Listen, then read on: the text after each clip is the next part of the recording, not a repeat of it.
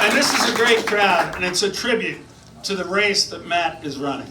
And there are a lot of people from labor here, and that tells you that he's an inclusive candidate. Not somebody who's just going to insist on doing things one way or the other. He's going to listen to the people and be inclusive. And that is important for this town. He got endorsed by all the law enforcement agencies, including the state police PBA, to whom I was extremely close, because he's going to make sure that Yorktown stays a safe community.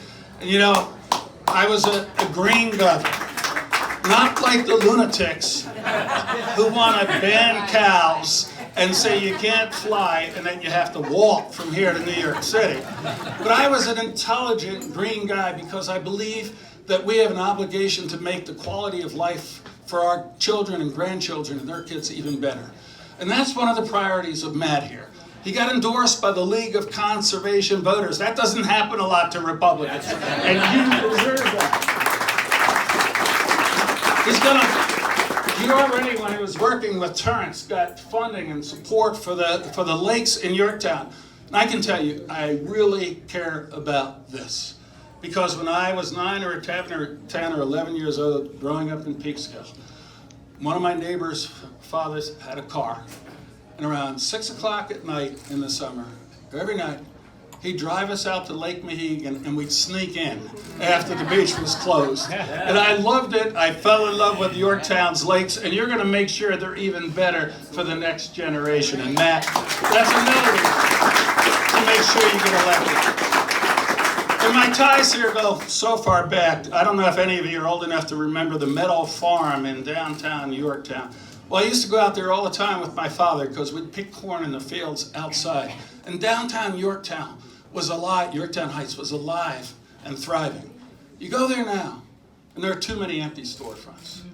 And Matt knows that. And he doesn't just know that. He's going to work to make downtown Yorktown Heights a place you can want to go, where you're there, you can be comfortable and you can walk and you can be safe and fill up those storefronts so that there's a there in Yorktown, which I always thought there was, and you're going to make it happen again. So there are so many reasons why you need Matt Slater as your next supervisor. But just one last thing. You know, in 12 years as governor, we had a lot of tough fights and a lot of policy disagreements, and the press was always doing this or doing that. But we never had any major ethical scandal, and I'm proud of that. Here in Yorktown, just recently, you have seen good government organizations, including one of the AG's judicial panels, censor the ethics of some of the Democratic political activists here in Yorktown.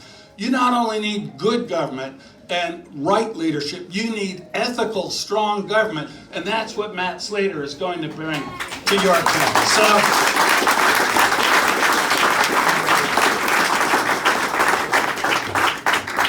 So I don't know how much longer I'm going to keep working as a lawyer in New York City, but I want Matt to win, because in a year or two or whenever it is, and I go back to Wilkins and see if they'll pay me more than $9 a day to pick apples.